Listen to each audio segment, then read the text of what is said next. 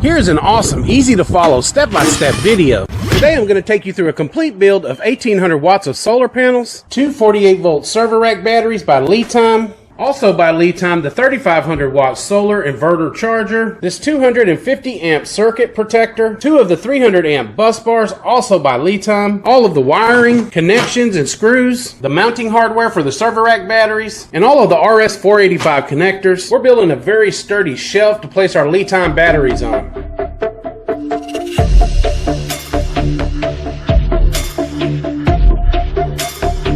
We're also using plywood and cement board to go behind our solar inverter charger. This cement board will be good to have in case anything ever heats up. This is going to be a very nice system, and we're going to be using it to power the critical things in this house. This will also be a great source of backup power when the grid goes down. So let's get started and get this thing installed.